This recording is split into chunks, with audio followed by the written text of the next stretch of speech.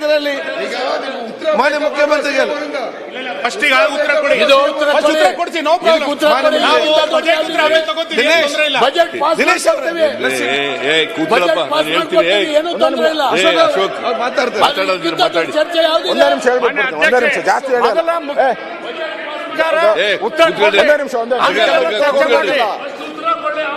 ಉತ್ತರ ಕೊಡ್ಲಿ, ಕೇಳೋದಕ್ಕೆಲ್ಲ ಉತ್ತರ. ಮುಖ್ಯಮಂತ್ರಿಗಳು ರೆಡಿ ಇಲ್ಲ. ಮುಖ್ಯಮಂತ್ರಿಗಳು ಉತ್ತರ ಕೊಡ್ತೀನಿ ಅಂತ ಹೇಳಿದ್ರು. ನಾನು ಹೇಳುವಂಥದ್ದು ಯಾರೇ ಆಗಿರ್ಲಿ, ಈಗ ನಾನು ನಾಯಕನಾಗಿದ್ದೀನಿ ಅಂತ ಇಟ್ಕೊಳ್ಳಿ, ನನ್ನ ಜವಾಬ್ದಾರಿ ಇದೆ.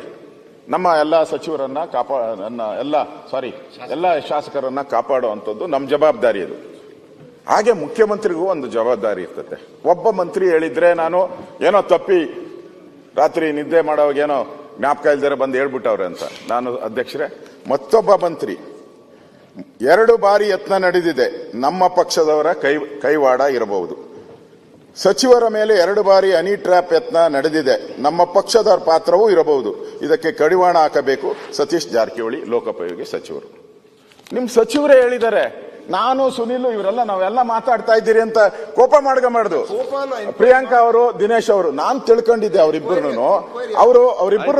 ನನ್ ಗೌರವ ಇದೆ ಅವರಿಬ್ಬರ ಬಗ್ಗೆ. ಅವರು ಬಿಜೆಪಿ ಅವ್ರನ್ನ ಅಟ್ಯಾಕ್ ಮಾಡ್ತಾರೆ ಅಂತ ನಾನು ತಿಳ್ಕೊಂಡಿದ್ದೆ ಇಷ್ಟು ದಿನದಿಂದ.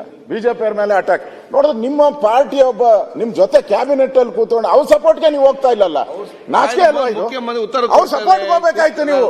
ತಪ್ಪು ಸರಿ ಆಮೇಲೆ ಮಾತಾಡಿ, ತಪ್ಪು ಸರಿ ಆಮೇಲೆ. ಫಸ್ಟ್ ರೈಟ್ಸ್, ನೀವು ಕ್ಯಾಬಿನೆಟ್ ಸಚಿವರಾಗಿದ್ದ ದಿನ ಅವ್ರ ಜೊತೆ ಕೂತ್ಕೊಂತೀರಾ, ನೀವು ಅವ್ರ ಬೆಂಬಲಕ್ಕೆ ನಿಲ್ಬೇಕಾಯ್ತು. ನಾವೆಲ್ಲ ನಿಲ್ತಾ ಇದ್ದೀರಿ ಈಗ, ನೀವು ನಿಲ್ಬೇಕಾಯ್ತು. ಇದು ನೋಡಿ, ಒಬ್ಬರ ಪ್ರಶ್ನೆ ಅಲ್ಲ. ದಯವಿಟ್ಟು ಅವರೇ ಹೇಳಿದಾರೆ ಅಲ್ಲಿ ಸದನದ ರೆಕಾರ್ಡ್ ಔಟಿದೆ ಅಧ್ಯಕ್ಷರೇ. ಆಚೆ ಹೇಳಿದ್ರೆ ಪ್ರೆಸ್ ಅಲ್ಲಿ ನಾನು ಹೇಳಿಲ್ಲ, ನನ್ನ ವಾಯ್ಸೇ ಅಲ್ಲ, ಚೆಕ್ ಮಾಡಿಸಿ ಅಂತ ಎಲ್ಲ ಹೇಳ್ಬೋದು. ಇಲ್ಲಿ ಇಷ್ಟು ಜನದ ಮುಂದೆ ಸಾಕ್ಷಿ ತರ ಇಲ್ಲಿ ರೆಕಾರ್ಡ್ ಔಟಿದೆ ಎಲ್ಲನೂ ಕೂಡ.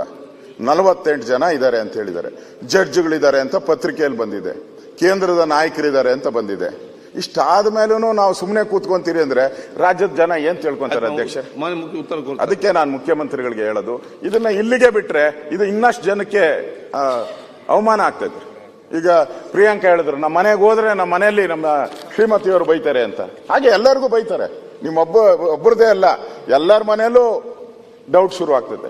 ಅದಕ್ಕೆ ನಾವು ಮುಖ್ಯಮಂತ್ರಿಯಿಂದ, ಯಾಕಂದ್ರೆ ಇಲ್ಲಿ ಆಗ್ತಾ ಇರೋವಂಥದ್ದು ಒಬ್ಬ ಹಿಂದುಳಿದ ವರ್ಗದ ನಾಯಕ, ಅವನು ಮುಖ್ಯಮಂತ್ರಿಗಳು ಹಿಂದುಳಿದ ವರ್ಗದವರು. ಅವ್ರನ್ನ ಸೇಫ್ ಮಾಡಿಲ್ಲ ಅಂದ್ರೆ ನಾಳೆ ಬೀದಿಗೆ ಬಂದ್ಬಿಡ್ತಾರೆ ಎಲ್ಲರೂ. ಪರಿಶಿಷ್ಟ ವರ್ಗ ಬೀದಿಗೆ ಬಂದ್ಬಿಡ್ತಾರೆ ಎಲ್ಲರೂ. ಅದರಿಂದ ಮುಖ್ಯಮಂತ್ರಿಗೆ ನಾನು ವಿನಂತಿ ಮಾಡ್ತೀನಿ, ನ್ಯಾಯಾಂಗ ತನಿಖೆಗೆ ಆದೇಶ ಮಾಡಿ ಅಂತ. ಅಲ್ಲ ಮಾನ್ಯ